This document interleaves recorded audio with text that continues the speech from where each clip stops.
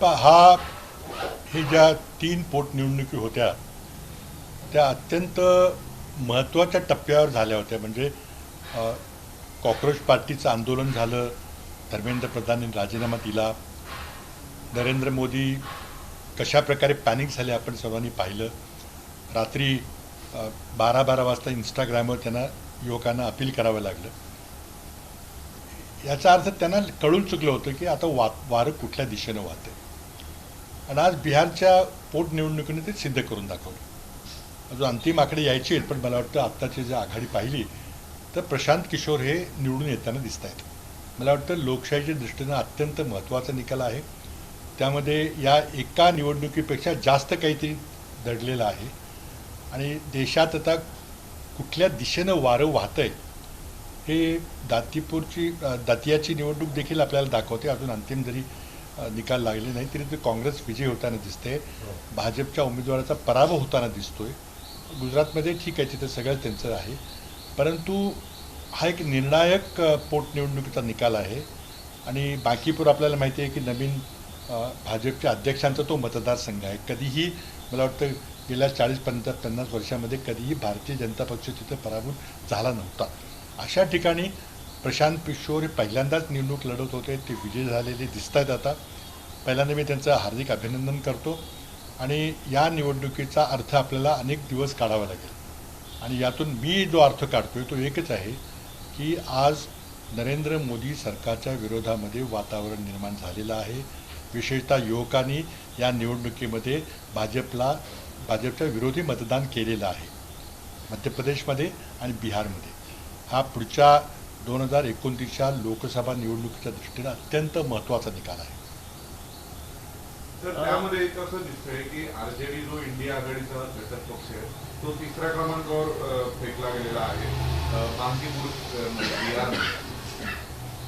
नाही, ते जरी खरं असलं, शेवटी काय होतं की तिथं भाजपचा हा मतदारसंघ अनेक वर्षापासून आहे. तिथं भाजपला पराभूत करण्याचा सगळा विषय होता.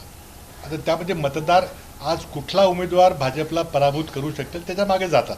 त्यामुळं आरजेडीचा उमेदवार आमच्या इंडिया आघाडीचा उमेदवार 3ऱ्या क्रमांकाला, तर त्यामध्ये काही आश्चर्य वाटायचं कारण नाही. आमच्यासमोर महत्त्वाचा विषय होता की भाजपचा पराभव करणं आणि तो त्या बांकीपूर मतदारसंघामध्ये करणं, तो झालेला आहे. सर, दुसरा महत्त्वाचा मुद्दा जो आता मागे काही दिवसातून चर्चेला चालला होता तो म्हणजे की राम मंदिरातील जे दानपेटी घोटाळा होता तर त्याचा काही इम्पॅक्ट झाल्याचं दिसून येत आहे. कारण पार्लमेंटमध्ये तर या गदारोळामुळे गेल्या आठवड्याभर कामकाज झालेलं नाही, पण त्याचा मतावर काय प्रभाव? आता त्यामुळं कुठल्या कॉक्रोच आंदोलनाचा परिणाम किती झाला आणि राम मंदिराच्या चोरीचा परिणाम किती झाला हे थोडं विश्लेषण करावं लागेल. एकदम आत्ता तातडीने काही सांगता येणार नाही, पण निश्चितच झालेलं आहे. विशेषतः हे जे हिंदू धर्माचे धार्मिक लोक आहेत ज्यांनी तिथं देणगी दिली, म्हणजे काय आणि 2 आणा 4 रुपये 1000 रुपये किलोभर चांदी वगैरे काय काय दिलं आपल्याला माहिती आहे, श्रद्धेनं दिलं. आणि त्या श्रद्धेनं दिल्यानंतर तिथं ट्रस्टीज कोण होते तर स्वतः नरेंद्र मोदींनी नेमलेले त्यांच्या विश्वासातले ट्रस्टी होते. आणि त्यांनी हा मोठा चोरीचा विषय त्यांच्यासमोर आलेला आहे. याला नरेंद्र मोदी जबाबदार नाहीत, अमित शहा जबाबदार नाहीत, योगी जबाबदार नाहीत. हा अत्यंत महत्त्वाचा विषय. पण काय आहे की देशात इतकं प्रचंड भ्रष्टाचाराचं वातावरण आहे. कुठं पूल पडत आहेत, कुठं रस्त्याला खड्डे पडत आहेत आणि कुठं चोऱ्या होत आहेत. तर हे असं थांबणार नाही. आणि मला वाटत नाही कोणाला शिक्षा होईल, कारण ते सगळे बडी धेंड आहेत. अगदी प्रधानमंत्री नरेंद्र मोदींनी स्वतः आपल्या हाताने नेमलेले आहेत, काही सरकारी अधिकारी आहेत. त्यामुळे हे सगळं चौकशीचं नाटक होईल, SITचं नाटक होईल, सुप्रीम कोर्ट जज, हायकोर्ट जज आणखी काय काय करतील, पण कोणाला काही होणार नाही, कारण ते होतच नाही कधी. आणि त्यामुळं निवडणुकीत त्याचा प्रभाव पडला का, आत्ता पडला का मला माहीत नाही, पण देशात नक्कीच त्याचा प्रभाव पडणार आहे. त्याकरता स्वतः नरेंद्र मोदींनी हिंदू धर्मियांच्या आस्थेला जी टाच लागलेली आहे त्याबद्दल स्वतः पंतप्रधानांनी माफी मागितली पाहिजे देशाची. जर युवकांनी ह्या आंदोलनाला पॉझिटिव्ह घेतलं असेल आणि त्याच्या मतातून जर बंद होत असेल तर याचा अर्थ अपोजिशन कुठेतरी एक मोठं आंदोलन उभं करण्यामध्ये कमी पडत आहेत का? कारण कॉक्रोच पार्टी अचानक आली, जेनजी अचानक आली आणि त्यांनी हे सगळे त्यांच्यामुळे राजीनामा घ्यावा लागला. आणि मग आम आदमी पार्टी आणि काँग्रेसमध्ये कॉम्पिटिशन लागलेलं आहे. आम आदमी पार्टी संजय सिंग यांनी तर म्हणले की राहुल गांधी हे भाजपच्या इशाऱ्यावर चालत आहेत, हे आंदोलन. हे बघा, मला वाटतं की विरोधी पक्षांची एकजूट कायम ठेवणं महत्त्वाचं आहे. आता आपमध्ये आणि काँग्रेसमध्ये काही दिल्लीच्या राज्याच्या राजकारणामुळे काही मतभेद आहेत खरं आहे, पण आम्हाला दोघांनाही भाजपला सत्तेतून खाली खेचायचं. आता मतभेद असू शकेल आणि क्रेडिट घेण्याचा विषय नाही आहे. आज हे युवकांचं आंदोलन होतं पिरियड, आणि त्यामध्ये कोणी श्रेय घ्यायचा प्रयत्न करू नये. युवकांना क्रेडिट केलं पाहिजे. ते कुठल्या पक्षाचे नाहीत, कुठल्या धर्माचे नाहीत, हे फक्त युवक आहेत. आणि तेव्हा युवकांना जेव्हा लक्षात आलं की ही ऑर्गनाइज्ड गँग आहे पेपर फोडणारी आणि सरकार त्याबद्दल काहीच करत नाही, त्यानंतर हा उद्वेग झालेला आहे. आणि त्यामुळे मला वाटतं क्रेडिट घेण्यात काय अर्थ नाही. युवकांना क्रेडिट दिलंच पाहिजे, दुसरा कोणी घ्यायचा प्रयत्न नाही. आम्ही आमच्या परीनं काम केलं. आपल्याला माहिती असेल की काँग्रेस पक्षानं ह्याचा राजकीय फायदा घ्यायचा प्रयत्न केला नाही. काँग्रेस पक्ष 20 तारखेनंतर संसदेमध्ये उतरला, कारण ज्या प्रकारे अमानुष पद्धतीनं युवकांच्यावर लाठीमार केला, ज्या अश्रूधूर सोडले गेले, पॅलेट गन वापरल्या गेल्या, बिहारमध्ये तर AK-47 वापरली गेली, त्याविरुद्ध विरोधी पक्ष म्हणून राहुल गांधींनी संसदेमध्ये आवाज उठवला. मला वाटतं कोणी क्रेडिट घ्यायचा, श्रेय घ्यायचा प्रयत्न करू नये. हे सगळं श्रेय त्या युवकांना आहे. ते कुठल्या धर्माचे नाहीत, पक्षाचे नाहीत, स्त्री पुरुष काही. सर, आता तुम्ही 3 बाय इलेक्शनबद्दल बोललात. पुढच्या वर्षभरामध्ये उत्तर प्रदेश असेल, पंजाब या मणिपूर या राज्यांमध्ये निवडणूक आहे, गोव्यात निवडणूक आहे. या 3 बाय इलेक्शन हे पुढच्या असेंब्ली इलेक्शनसाठी एक रंगीत तालीम आहे त्या निवडणुकीची असं नाही. मला ते माहीत नाही, पण एक गोष्ट निश्चित यातून आपल्याला निष्कर्ष काढता येईल. अजून निष्कर्ष काढायला बराच वेळ लागेल, विश्लेषण करावं लागेल. एक निष्कर्ष की देशातली युवा पिढी भाजपवर नाराज आहे, प्रचंड नाराज आहे. आता नीटचा विषय आहे आणि त्याबद्दल थातूरमातूर सरकारनं उपाययोजना केलेली आहे, त्याबद्दल मी सांगेन, काही बोलेन. परंतु मला वाटतं प्रचंड मोठी नाराजी आहे. प्रधानमंत्री मोदी किती इंस्टाग्रामवर गेले, रात्रीचे कधी व्हिडिओ जारी केले, तरी पण आता ते जो बूंद से गई वो हौद से नहीं आ सकते. त्यामुळं हे सरकार अतिशय निर्दयी सरकार आहे. आणि 2021 पासून विशेषतः पेपर फुटेची इतकी प्रकरणं होत आहेत. ही ऑर्गनाइज्ड गँग आहे आणि हे राजकीय आश्रयाशिवाय होणं शक्यच नाही. याला सरसंघचालक संघाचे मोहन भागवत हे 6 तारखेला एका कार्यक्रमाला मुंबईत ऍड्रेस करणार आहेत, जिथे 2000 विद्यार्थी JNB आणि जैन अल्फा चे असणार आहेत या जनरेशनचे. तुम्ही कसं पाहता याकडे? नाही बघा, त्यांना आता सावरायचा प्रयत्न करायला लागेल, केला तर त्यामध्ये काही वावगं नाही. शेवटी आपल्या पक्षाची ताकद वाढवायचा प्रयत्न प्रत्येकजण करतो. आता ते कशा पद्धती करत आहेत, कुठली मुलं आणणार आहेत, काय करणार आहेत, तो त्यांचा विषय आहे. पण आज देशातल्या युवकांच्या मनामध्ये भाजप सरकारबद्दल जी घृणा निर्माण झालेली आहे ती लवकर जाईल असं मला वाटतं. सर, याला जोडून माझा एक प्रश्न असा आहे. प्रशांत किशोरांचं तुम्ही एकीकडे कौतुक करताय, पण नवा भिडू आता तुमच्या सगळ्यांच्या रेसमध्ये येतोय असं तुम्हाला वाटत नाही? कारण प्रशांत किशोरांचा पक्ष आगामी काळामध्ये तुमचा पक्ष असेल आणि JDU तिथला स्थानिक पक्ष RJD यांनाच कॉम्पिट करणार. ह्या इंडिया आघाडीमधला प्रत्येक पक्ष आपापल्या पक्षाची ताकद वाढवायचा प्रयत्न करणार आहे राज्यामध्ये. तिथं आमचं काही अडचण नाही. आम्ही आता आमच्या मित्रपक्षांच्या विरोधात महाराष्ट्रात देखील निवडणुका लढतोय बऱ्याच ठिकाणी. शेवटी आमचं देश पातळीवर, राष्ट्रीय पातळीवर आम्हाला भाजप सरकार खाली खेचायचं आणि मग एकेका राज्यामध्ये देखील आम्हाला विजय मिळवायचा आहे. आणि त्याकरता कशा प्रकारे आघाडी होईल, UPमध्ये कशा प्रकारे पंजाबमध्ये होईल, गोव्यामध्ये काय होईल, हे आता पाहावं लागेल. हायकमांड प्रत्येक पक्षाचा निर्णय घेतील, इंडिया आघाडीचे लोक एकत्र बसून निर्णय घेतील. पण मला माझी प्रामाणिक इच्छा आहे की एकास एक व्हावं आणि तडजोडी व्हाव्यात. विरोधी पक्षांच्या मताचं विभाजन होऊ नये. प्रशांत किशोरांचं स्वागत कराल तुम्ही इंडिया अलायन्समध्ये? मी त्यांचा विषय, मी त्यांच्या विजयाचं स्वागत करतो. त्यामुळे जर प्रशांत किशोर आणि त्यांचा पक्ष, तुम्ही जसं म्हणताय की एकाच एक निवडणूक लढली पाहिजे इंडिया भाजपला खेचण्यासाठी किंवा खाली खेचण्यासाठी, तर प्रशांत किशोरांसारखा रणनीतिकार जर इंडिया सोबत आलं तर तुम्ही स्वागत कराल किंवा येण्यासाठी प्रयत्न कराल का? हा निर्णय आमच्या काँग्रेस पक्षाच्या श्रेष्ठीने घ्यायचा आहे, मी काही ठरवणार नाही. पण माझी एक प्रामाणिक भावना आहे की एकाच एक व्हावं आणि भाजपला कधीही आपल्याला माहिती आहे 30-35% वर मतं मिळत नाहीत, पण विरोधकांची मतं विभागली जातात आणि देशाचं इतकं प्रचंड नुकसान होतं. प्रत्येक क्षेत्रामध्ये देशाची पिछेहाट झाली. तुम्ही आंदोलन यापूर्वी तर त्याच्यामध्ये आता हे जे कॉक्रोच आंदोलन होतं, हा या सरकारसाठी पेपर नवीन होता का? कारण अगोदर शेतकरीचं आंदोलन होतं तेव्हा सरकार 1.5 वर्ष झुकलं नाही, त्यानंतर अनेक आंदोलन झाली परंतु माघार घेतली नाही आणि राजीनामा तर कधी दिलाच नाही. तर यावेळेस नेमकं इंटेलिजन्स फेलर होतं का इंटरनल बॅटल काही चाललेलं आहे का, काय वाटतं? नाही, मला वाटतं नरेंद्र मोदी आणि अमित शहा यांची जी खंबीरखोर प्रवृत्ती आहे की आपण कुठल्याही विरोधकांचं आंदोलन चिरडून टाकू. आपण शेतकऱ्यांचं आंदोलन बघितलं, वर्षभर चाललं, 700 लोकांनी इथं मृत्युमुखी पडल्या आंदोलनामध्ये. शेवटी त्यांना माघार घ्यावी लागली, पण सहजासहजी त्यांनी माघार घेतली नाही. अगदी शेवटपर्यंत प्रयत्न केला, आता तिथं कोणी राजीनामा दिला नाही. पण आत्ता हे आंदोलन मला वाटतं त्यांनी याचे गांभीर्य त्यांना लक्षात आलं नाही की हा किती विद्यार्थ्यांचा जिव्हाळ्याचा प्रश्न आहे, विद्यार्थ्यांच्या पालकाचा जिव्हाळ्याचा प्रश्न आहे. ज्या पालकांनी भाजपला भरभरून मतं दिली होती त्या पालकांचा विश्वास या सरकारवरून उडालेला आहे, हे त्यांना लक्षात आलं नाही बहुतेक. पण ठीक आहे, तो त्यांचा विषय आहे. सर, एक कराड तालुक्याशी संबंधित प्रश्न आहे की कराड तालुक्यातल्या कोडोली गावामधल्या विकास सेवा सोसायटीच्या ठरावामधील मतदानाचा हक्क मिळवण्यासाठी 70,000 रुपयापासून बोली सुरू झाली, 2 लाख रुपयापर्यंत गेली आणि मताचा अधिकार मिळवण्यात आला. त्याबद्दल मी थोडं बोलेन नंतर, दुसरा थोड्या वेळाने घेतो. हे आधी दुसरा प्रश्न राष्ट्रीय घेऊया, महाराष्ट्राकडे नंतर घेऊया. ते येणार आहे, मलाही काय सांगायचं तुम्हाला. प्रभूषण सिंग याला आज निर्दोष मुक्त करण्यात आलेला आहे. ज्यांच्या विरुद्ध अनेक कुस्तीपटूंनी आरोप केले होते, अनेक महिलांनी अत्याचाराचे आरोप केले होते, विनयभंगाचे आरोप केले होते. आज मला वाटतं ही अत्यंत दुर्दैवी घटना आहे.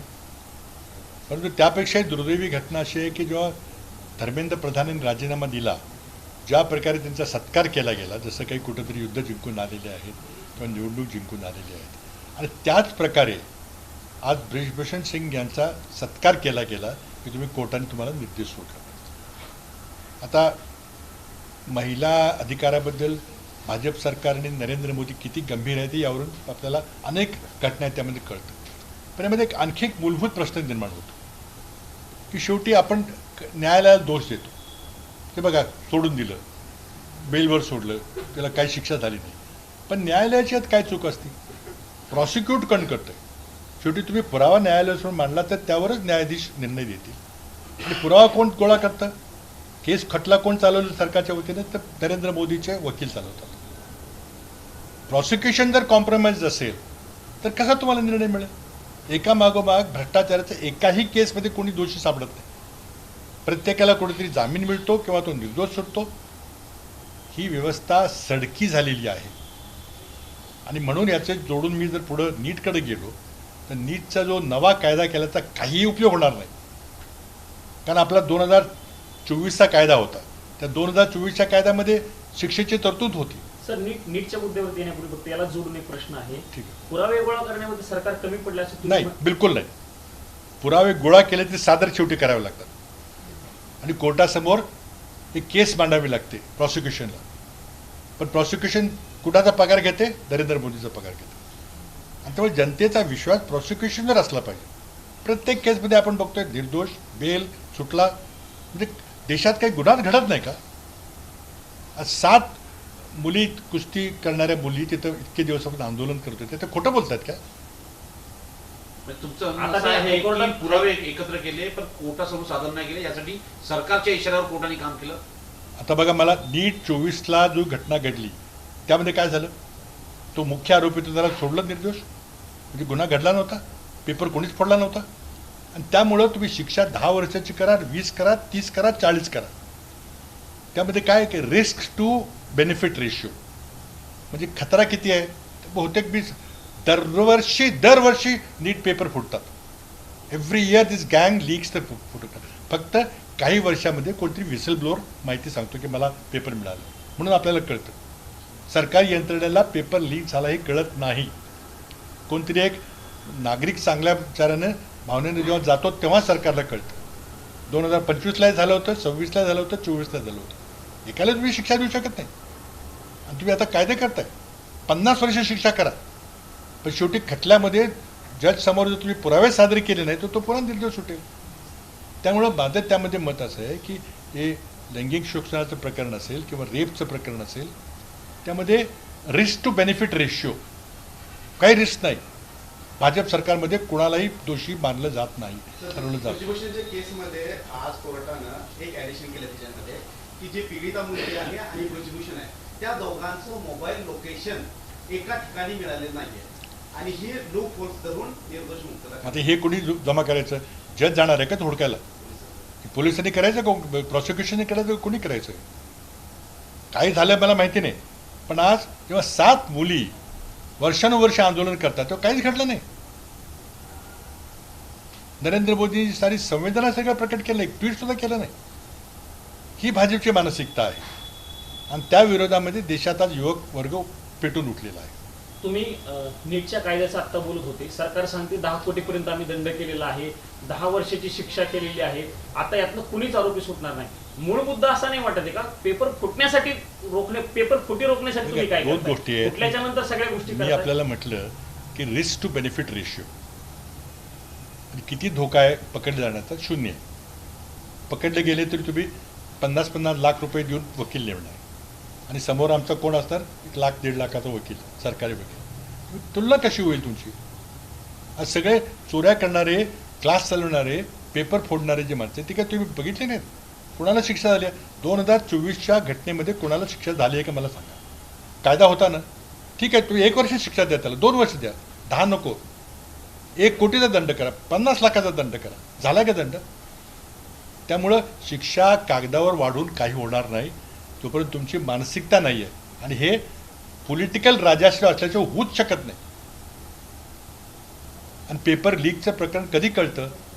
तर ज्या दिवशी एखादा एक चांगला नागरिक म्हणतो की हे नाही चुकीचं चाललंय आणि तो सांगतो. नाहीतर पोलिसांना कळतच नाही, किंवा कळालं तर ते गप असतात. यंत्रणेला कळत नाही किंवा ते यंत्रणा गप असते, कारण यंत्रणेनंच पेपर फोडलेलं असतं. मध्यंतरी सर शरद पवार भेटले प्राईम मिनिस्टर मोदींना, कसं बघताय तुम्ही? आणि त्यांच्या हातांना पकडून त्यांनी बसवलं खुर्चीवर. आणि ज्यावेळेस प्रचंड असं आंदोलन सुरू होतं, त्यांच्या विरोधात वातावरण होतं, त्या वातावरणामध्ये त्यांची भेट झालेली आहे. तर आता ते वेलकम बघा, केलं. तुम्ही बातम्या दिल्या, त्यांची भेट झाली, मी फोटो बघितले. एखाद्या देशातल्या ज्येष्ठ नेत्याला आदरपूर्वक बोलवण्यामध्ये काही चूक नाही आहे. तर त्यामध्ये मोदींनी त्यांना आदरयुक्त त्यांना बोलवलं. त्याची काय चर्चा झाली तुम्ही सांगितलेलं आहे. शेतकऱ्यांचे प्रश्नाची झाली, नाहीतर त्यांनी स्वतः ट्विट करून सांगितले मी आंदोलनाबद्दल बोललो. तर काय झालं की क्रेडिट सिकिंगचा प्रयत्न खूप चाललेला आहे. प्रत्येकजण आमचाही त्यात वाटा होता, ठीक आहे, हरकत नाही, प्रत्येकाचा खारीवडा वाटा असू शकतो, परंतु युवकांचं श्रेय कोणी खेचून घेऊन. त्या वेळेच्या वरती प्रश्न निर्माण झालेला आहे. ती वेळ का?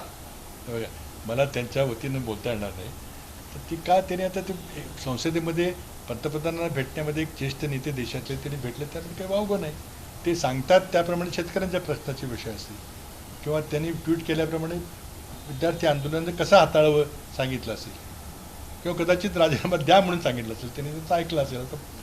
तर ते मला कसं कळणार? मला कोण सांगणार?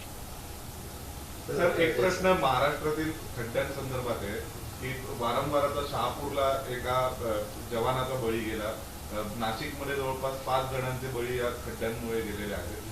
तर यावर जबाबदारी निश्चित करण्याची वेळ आली आहे. सदोष मनुष्यवधाचे गुन्हे दाखल झालेले आहेत. आता प्रश्न असा आहे की मी नेहमी सांगत आलो, मागे जेव्हा मुंबई पुणे एक्सप्रेसमध्ये काही घटना घडल्या त्यावेळी बोललो होतो. हा काही इंजिनियरचा दोष नाही आहे, किंवा रस्ते बांधताना इंडियन रोड काँग्रेसचे स्पेसिफिकेशन त्याप्रमाणे रस्ते बांधायचे असतात. पण जे टेंडर देताना जर 40% विषय झाला तर कामाचा दर्जा, रस्त्यात खड्डे पडणार, ओव्हरब्रिज कोसळणार, आणखी काय काय होणार हे आपण बघतोय. तर याकरता मला वाटतं CAGची ऑडिट वगैरे झालं पाहिजे, किंवा काही चौकशाचं नाटक SIT वगैरे करतील सरकारचं. पण खरं म्हणजे जनतेनेच हा विषय हातात घेतला पाहिजे. त्याप्रमाणे युवकांनी हा प्रश्न नीट परीक्षेच्या संबंधित हातात घेतला, तसा भ्रष्टाचाराच्या विरोधी युवकांना आता आंदोलन उभं करावं लागेल. आणि राजकीय पक्ष त्याला पूरक म्हणून कामगिरी करतील, आपल्या पद्धतीनं संसदेमध्ये मुद्दे मांडतील. पण आज सरकारमध्ये इतका प्रचंड भ्रष्टाचार प्रत्येक क्षेत्रामध्ये चाललेला आहे. पक्षफोडीमध्ये असेल, निवडणुकामध्ये असेल. आत्ता आपण विषय बोलणार आहोत की माझ्या कराडमध्ये काय झालं. प्रचंड मोठा पैशाचा वापर चाललेला आहे, प्रचंड मोठा. आमदार फोडण्यामध्ये, खासदार फोडण्यामध्ये, निवडणुका जिंकण्यामध्ये, मतं विकत घेण्यामध्ये. मी तर ऐकलं की विधान परिषद निवडणुकीमध्ये विरोधी पक्षाचा उमेदवार कोण असावा हे ठरवण्याकरता भाजपने पैसे दिले आणि मग तो निवडणूक त्याला तिकीट मिळाल्यानंतर त्याने आरामात अर्ज काढून घेतला. कशी कुठं चालली आहे लोकशाही? आणि नरेंद्र मोदी म्हणतात ना खाऊंगा ना खाणे दूंगा. भ्रष्टाचारामध्ये काय फक्त नोटाची लाच म्हणजे भ्रष्टाचार असतो का? पण सर मग विरोधी पक्षांना पैसे दिले म्हणजे मग विरोधी पक्ष कुठेतरी पैसे घेत आहेत असं त्यातून तर त्यातून अशा बातम्या येत आहेत. पण सर हे कुठेतरी जास्त धोकादायक आहे की विरोधी पक्षांना जर पैशाने मॅनेज करणं शक्य झालं सत्ताधाऱ्यांना तर मग पुढे मतदारांनी कोणाकडे पर्याय म्हणून? आता मतदारांच्याकडे पर्याय राहिलेलाच नाही आहे. आज इतका पैशाचा प्रचंड वापर होतोय, एका मताची किंमत काढली जाते, आमदारांची किंमत, खासदारांची किंमत लावली जाते. कुठे आहे लोकशाही? याला लोकशाही म्हणायचं का आपण? याच्या विरुद्ध मला वाटतं राजकीय पक्ष आणि संसदीय मार्ग काही उपयोगी पडणार नाही. तो करत राहिला पाहिजे. पण शेवटी युवकांनी रस्त्यावर उतरून सत्याग्रही मार्गानं आंदोलन उभं केलं पाहिजे, जे युवकांनी दाखवून दिले या कॉक्रोच पार्टीच्या आंदोलनात. एक व्हिडिओ खूप व्हायरल होतोय, नाना पटोले यांचे पाय धुताना त्याच्यावर फुलं वगैरे करताना त्यांच्या पायाची पूजा करतानाचा व्हिडिओ खूप व्हायरल होतोय. मी काही पाहिलेलं नाही त्यामुळे मला काही त्याच्यावर काही बोलता येणार नाही. पण ती विदर्भातली मला वाटतं परंपरा आहे आणि पूर्वी देखील अशी घटना घडली होती. सर, SIR ची प्रक्रिया राज्यात सुरू आहे. SIR सुरू झालं तेव्हापासून विविध राज्यांच्या निवडणुकांच्या पार्श्वभूमीवर त्याच्यावर प्रश्नचिन्ह उपस्थित करण्यात आले. तुम्ही देखील आता जिल्हाधिकाऱ्यांना पत्र दिलंय. तुमची या मागे भूमिका काय? मी थोडंसं हा विषय थोडा वेगळा विषय आहे. आपण दिल्लीचं संपल्यानंतर मी जरा महाराष्ट्राकडे येतो. माझ्या दृष्टीने महत्त्वाचा विषय मी तुम्हाला सांगू शकतो. मी काल मला वाटतं 2-3 दिवसापूर्वी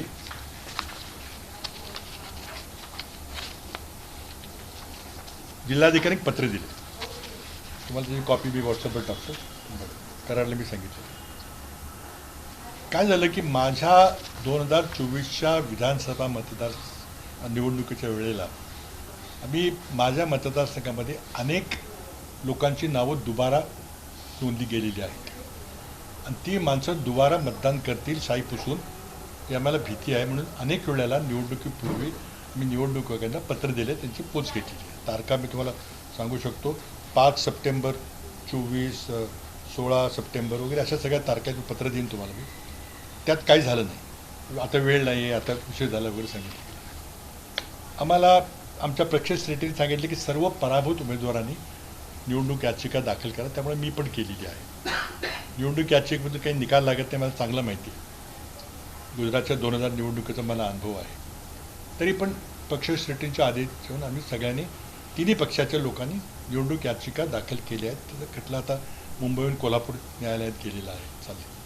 पण आता SIR जी प्रक्रिया आहे त्याकरता मी पत्र दिलं आहे, त्याची तुम्हाला थोडक्यात माहिती सांगतो. माझ्या मतदारसंघातल्या मतदार यादीचं जेव्हा संगणकाने विश्लेषण केलं गेलं त्यावेळेला कागद तुम्हाला देणार आहे मी. माझ्या 21,000 मतदारसंघातल्या 21,000 लोकांची नावं दक्षिण कराडमधल्या ही 48,741 ठिकाणी, 17,000 लोकांची नावं देऊन मिळाली. म्हणजे स्वतःचं नाव, वडिलांचं नाव, आडनाव तिन्ही मॅच करणारी, काना, मात्रा, वेलांटीसह कम्प्युटरनेच मॅच केलेले. 17,000ची 2 वेळा नावं आहेत. 3 वेळेला 2814, 4 वेळेला 762, 5 वेळेला 301 लोकांची 5 ठिकाणी नावं आहेत. नंतर 139 लोकांची 6 वेळा नावं आहेत. आणि असं करत करत एका माणसाचं नाव 15 ठिकाणी आहे फक्त माझ्या मतदारसंघात. म्हणजे 21,132 वेगवेगळ्या लोकांची नावं ही 48,749 ठिकाणी आहेत. हे सगळे कागदोपत्री पुरावे आणि सगळ्या याद्या छापून मी जिल्हाधिकाऱ्यांनी दिल्या. तुम्हालाही मी देऊ शकतो, माझ्या सगळ्या व्हॉट्सअपवर आहेत. म्हणजे 21,000 मतदारांनी जर 48,000 मतदारांनी जर 48,000 मतदान केलं असलं 21,000 लोकांनी तर निवडणूक प्रभावी शकते. त्याचबरोबर माझ्या मतदारसंघाला लागून 5 मतदारसंघ आहेत विधानसभेचे. उत्तर कराड बाळासाहेब पाटील पराभूत झाले. नंतर इस्लामपूर जयंत पाटील विजय झाले. शिराळा तिथे सत्यजित देशमुख विजय झाले, नंतर पाटण शंभूराज देसाई विजय झाले आणि पलूस काडेगावमध्ये विश्वजित कदम. हे 5 भौगोलिकदृष्ट्या सभोवतालचे मतदारसंघ आहेत. त्या 5ही मतदारसंघामध्ये उत्तर कराडमध्ये 6063 नावं कॉमन आहेत. नंतर इस्लामपूरमध्ये 6412, शिराळ्यामध्ये 7900, पलूस कडेगावमध्ये 3900 आणि पाटणमध्ये 4000. हे सगळे आकडे तुम्हाला देतो. ह्याची टोटल बेरीज होती आहे ती एकूण 28,000 मतदारांनी जे बाहेरचे मतदार आहेत त्यांची नावं दक्षिण कराडमध्ये नोंदली आहेत. म्हणजे ही 28,000 मतं आणि माझ्या मतदारसंघातील दुबार मतं अशी एकूण 56,000 मतं दुबार आहेत. माझ्या एकट्या दक्षिण कराडमध्ये एकूण माझं मतदान आहे 3,11,000. आता ही ही कोणाची जबाबदारी? आणि तिन्ही नावं म्हणजे स्वतःचं नाव, वडिलांचं नाव, आडनाव एक्झॅक्टली सेम आहे. तर ही यादी मी दिलेली आहे. आणि आमचं एवढंच म्हणणं आहे की या लोकांनी दुबारा मतदान केलं आहे का नाही? एकाच नावाची 2 माणसं आहेत का? असू शकतं. पण कुणी शोधायचं? मी शोधायचं का? निवडणूक आयोगाची जबाबदारी नाही का? आणि SIRच्या प्रक्रियेमध्ये काही ठिकाणी विशेष धर्मीयाची नावं वगळली, इथं नावं जोडली गेली. आणि हेच देवेंद्र फडणवीस यांच्या मतदारसंघातील झालेलं आहे. जी याचिका सरकारला की तुम्ही नावं वगळाही, नाहीतर कधीच कोणाचा विजय होऊ शकणार नाही. मला 2019पेक्षा जास्त मतं 19पेक्षा 24ला जास्त मतं पडली. 92,000 मताचं मला 1 लाखावर गेलं. पण विरोधी पक्षाला 40,000 जास्त मतं पडली. आणि ही 56,000 मतं जर दुबार केली असतील तर काय करायचं? केली असा माझा आरोप नाही. मी तुम्हाला यादी सगळी 56,000 नावाची दिलेली आहे जिल्हाधिकारी. तुम्हाला पाहिजे असेल तर तुम्हाला देतो सगळी. ती नावं तुम्ही शोधून काढा. एका नावाची 2 व्यक्ती आहेत का एकाच नावाची 2 ठिकाणी 4 ठिकाणी नोंदलेली? फार अवघड असतं. आता नरेंद्र दामोदरदास मोदी, त्या मतदारसंघात 2 नावं असतील का त्यामध्ये? आपल्या महाराष्ट्रामध्ये वडिलांचं नाव पण लिहितो, उत्तर येत नाही प्रथा. त्यामुळे आणखी अवघड आहे मॅच करणं. राहुल गांधींनी हाच मुद्दा, राहुल गांधींचा जो मुद्दा होता तो त्यामध्ये एका विशिष्ट धर्मियाची नावं वगळण्याचा प्रकार होता. महाराष्ट्रात जो प्रकार झाला आहे, विशेषतः लोकसभा निवडणुकीमध्ये पराभव झाल्यानंतर, त्याकरता अमित शहा नागपूरला गेले होते. त्यांच्या भाजपच्या एका मीटिंगमध्ये त्याची बातमी पेपरला आलेली आहे. त्या त्यांनी सांगितले की प्रत्येक मतदारसंघामध्ये 10% मतदार वाढवा. आता 5 वर्षामध्ये किती वाढतात? तर 3-4% वाढतात. 10% वाढवा म्हणजे काय करा? तेच केलं. देवेंद्र फडणवीसांच्या मतदारसंघाचा तुम्ही उल्लेख केला, नेमकं काय तिथे अशी जास्त डुप्लिकेट मतं झालेली आहेत. किती साधारण? आता ते मी आकडा काढलेला आहे. कारण त्याचं विश्लेषण खूप अवघड आहे, कारण सोपं नसतं. मतदार याद्या देताना त्या PDF त्या एक्सेलमध्ये देत नाहीत, मुद्दाम आपल्याला कळू नये म्हणून. ते PDF फॉर्मॅट पण देतात. त्या तपासणं फार अवघड असतं. त्यामुळे आधी पहिल्यांदा PDF फॉर्मॅटचं एक्सेलमध्ये कन्वर्ट करावं लागतं. एक्सेल मिळालं तरी फोटो मिळत नाही. लपवताय का तुम्ही याद्या आमच्यापासून? आणि त्यामुळे ही सगळी निवडणूक यंत्रणा आणि निवडणूक आयुक्त निवडण्याची पद्धत ही सगळी बोगस आहे.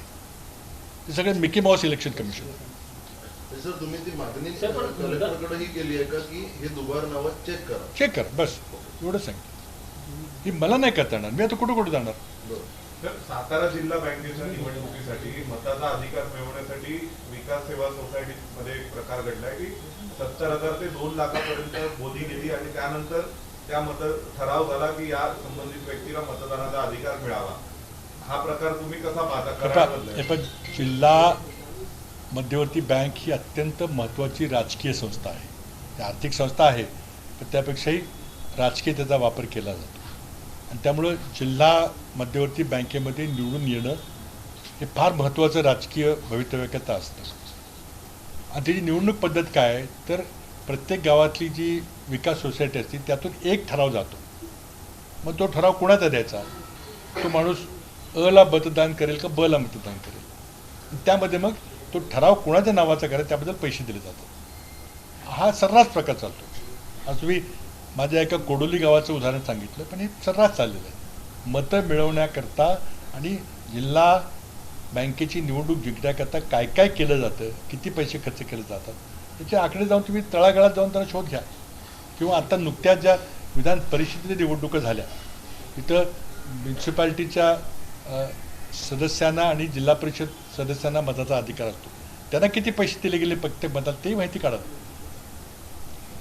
त्यामुळे निवडणूक प्रक्रियेमध्ये काही लोकशाही राहिली आहे की नाही मला माहिती नाही. मेरा हो गया, एक विषय बाद में बोलोगे. नहीं हो गया तो सर काफी कुछ चल रहा है सर पार्लियामेंट में एफसीआरए और सुप्रीम कोर्ट के जजेस को लेकर भी बिल्स वगैरह आए हैं. As a senior politician Maharashtra का फॉर्मर सीएम भी रहे हैं.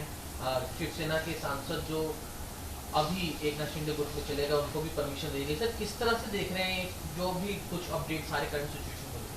देखिए, दो चीज़ों में देखना पड़ेगा हमको. एक तो जो विद्यार्थी आंदोलन हुआ कांग्रेस जनता पार्टी का हो या पार्लियामेंट में विपक्ष ने इंडिया गठबंधन के लोगों ने जो आवाज़ उठाई, जो मुद्दे उठाए, ये सब अपनी जगह है. लेकिन सरकार अपना काम जो करना है कर रही है. पूरी तरह से विपक्ष को ख़त्म करने की, एनजीओ मूवमेंट को ख़त्म करने की, जो इंडिपेंडेंट थिंकर्स है उनको ख़त्म करने की. अगर कोई विपक्ष कोई विरोधी बात कहता है तो उसको जेल डालने की बात है. मुकदमे चलाए जा रहे हैं, 2-2, 4-4 साल तक लोगों को बंद किया जा रहा है, कोई फैसला सुनवाई नहीं होती. तो पूरी ये तानाशाही सरकार है जिसके खिलाफ बहुत बड़ी बात है कि युवाओं ने, छात्रों ने एक बहुत ज़बरदस्त एक ऐतिहासिक आंदोलन करके सरकार को झुकाया है. और धर्मेंद्र प्रधान जी का इस्तीफ़ा लिया. अभी ये पहला इस्तीफ़ा है, अभी यहाँ पे बात रुकेगी नहीं. जो बर्बरता से जिस तरह से अमित शाह जी ने दिल्ली पुलिस का और रैपिड एक्शन फोर्स का इस्तेमाल किया, जिस तरह से पेलेट गन चलाई, जिस तरह से टीयर गैस चलाया, जिस तरह से लाठी चार्ज किया, बच्चों को पीटा है, तो वो कोई ख़त्म नहीं हुआ है लड़ाई, ये तो चलती रहेगी. लेकिन सरकार अपना काम कर रही है. सरकार विपक्षी पार्टियों को तोड़ कर 2/3 अक्सरियत लाने की कोशिश करी ताकि वो कॉन्स्टिट्यूशन अमेंडमेंट विधेयक को पारित कर सके. और मेरे सामने तो उसकी पूरी तैयारी चल रही है. देखिए, आपने देखा कि शिवसेना उद्धव ठाकरे जी के गुट के जो सांसद तोड़े हैं, और भी पार्टी को मैं सुनता हूं कि तोड़ने की तैयारी चल रही है. और पूरी जो 2/3 का आंकड़ा या तो दल बदल के होगा या कुछ दलों को अब्सटेन करने को कहा जाएगा, उसकी फिर कीमत चुकाई जाएगी. लेकिन मैं नहीं समझता कि ये सिर्फ परिसीमन विधेयक तक सीमित नहीं है, डिलिमिटेशन तक सीमित नहीं है. एक बार आपको दोनों सदनों में 2/3 अगर बहुमत मिल गया तो आप पूरे संविधान को तोड़ मरोड़ कर सकते हैं. You can completely change the constitution. तो ये तैयारी है अमित शाह और मोदी जी की कि उनको भरोसा है. उनको 2029 का भरोसा नहीं है. जो भी करना है 2029 से पहले करना पड़ेगा ताकि कोई विपक्ष जिंदा ही ना रहे. सर इसी से जुड़ा हुआ सवाल, आपने जो बातें कही, नीट को लेकर एक नया बिल लाया गया सर, 10 साल की सज़ा, करोड़ों रुपए का जुर्माना, फास्ट ट्रैक सुनवाई, 3 महीने में रिजल्ट आएगा. इन सब चीज़ों को कैसे देख रहे हैं? वहीं वंदे मातरम बिल लाया गया, अब सुप्रीम कोर्ट के जजेस को लेकर बिल लाया गया है, वहीं एफसीआरए बिल भी लाया जा रहा है. सर देखिए, कई सारे विषय आपने उपस्थित किए हैं, लेकिन मैं सिर्फ नीट की बात करूंगा. मेरा बिल्कुल मैं सरकार से सहमत नहीं हूँ कि जो नया बिल लाया है उसमें आपने जुर्माना बढ़ा दिया, सज़ा की लिमिट बढ़ाई, उससे कुछ नहीं होता. 2024 में भी तो बिल था, राधाकृष्णन कमेटी ने 101 सिफारिशें की थी, कौन सी लागू हुई? क्या उसके बाद पेपर लीक रुक गया? और 2024 का जो अभियुक्त था क्या उसमें सज़ा हुई? सवाल कितने साल की सज़ा कागज़ में लिखी है या कितने रुपए का जुर्माना कानून में लिखा है, इसका उसकी अहमियत नहीं है. क्या वो सज़ा होगी? क्या कोर्ट के सामने आप सबूत पेश करेंगे जिससे अभियुक्त को सज़ा हो? प्रोसिक्यूट कौन करता है? सबूत कौन इकट्ठा करता है? मोदी की सरकार के लोग करते हैं, चाहे सीबीआई करे, चाहे कोई दिल्ली पुलिस करे, कोई और करे. अगर आप सबूत नहीं ठीक करें, वो चार्जशीट सही नहीं लिखे, अगर आप प्रोसिक्यूट ठीक तरह से लिखे तो जज क्या बेचारा करेगा? तो कुछ भी आप लिखिए, कुछ नहीं होने वाला. अगर होने होता तो 2024 के अभियुक्त को सजा होती.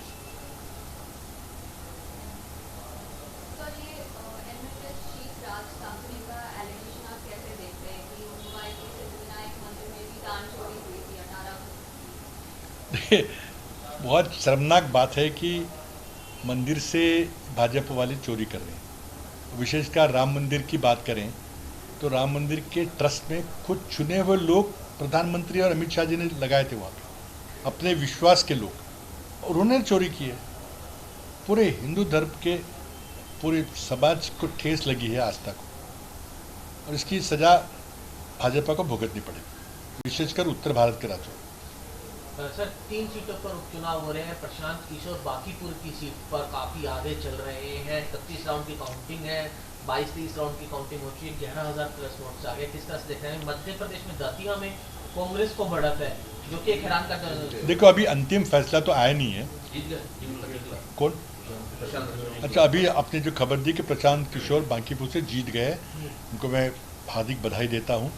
और एक मैं समझता हूँ कि विद्यार्थी आंदोलन के बाद पे होने वाला चुनाव, जिसमें कि मध्य प्रदेश में जहाँ की भाजपा की सरकार काम कर रही है, मध्य प्रदेश का चुनाव दतिया का, और बिहार की सरकार जहाँ पे एक ऐसे क्षेत्र में जहाँ पे कभी भाजपा पराभूत नहीं हुई है, भाजपा के राष्ट्रीय अध्यक्ष का चुनाव क्षेत्र, वहाँ अगर भाजपा की हार होती है तो मैं समझता हूँ कि बहुत निर्णायक नतीजे है। इसका विश्लेषण करना पड़ेगा, लेकिन मैं समझता हूँ कि 2029 के चुनाव के लिए और अगले साल होने वाले विधानसभा के चुनाव के लिए बहुत एक क्लियर इंडिकेशन है कि युवा हमारे मतदाता है, उन्होंने किस तरह से मतदान किया और उनके पेरेंट्स ने कैसे मतदान किया।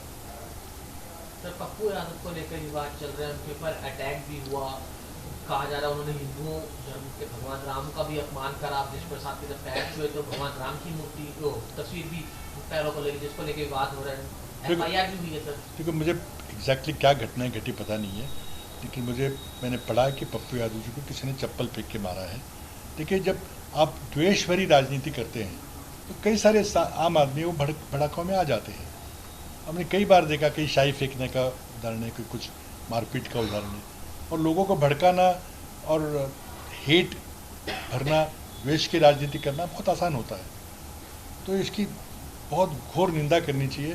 क्योंकि राजनीति में हमें अपनी बात कहने का मौका है, कॉन्स्टिट्यूशन हमें फ्रीडम ऑफ स्पीच का अधिकार देता है। अगर वो उसका उपयोग एक सांसद है वो कर रहे हैं तो उस पर कौन सी गलत बात है? आप उसका जवाब दीजिए, संसद में जवाब दीजिए, लेकिन संसद में आ नहीं रहे। अमित शाह संसद से भाग रहे हैं।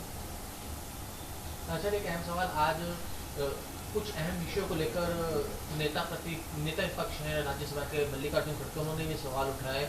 काफी हंगामा हो रहा है मॉनसून सत्र में। उन्होंने कहा है फंड्स को लेकर सरकार जानकारी नहीं दे रही, कई चीजों की जानकारी जो है छुपाई जा रही है। गृह मंत्री हो या प्रधानमंत्री हो, सदन में आकर बात नहीं रख रहे, पक्ष के सवालों का जवाब नहीं दे रहे। देखिए दो चीज़ें हैं कि सोनिया जी के नेतृत्व में हमारी यूपीए सरकार ने RTI का कानून पारित किया था। मैं कुछ दिन उस विभाग का मंत्री भी था। इस सरकार ने पूरा RTI कानून तोड़ मरोड़ के रख दिया है।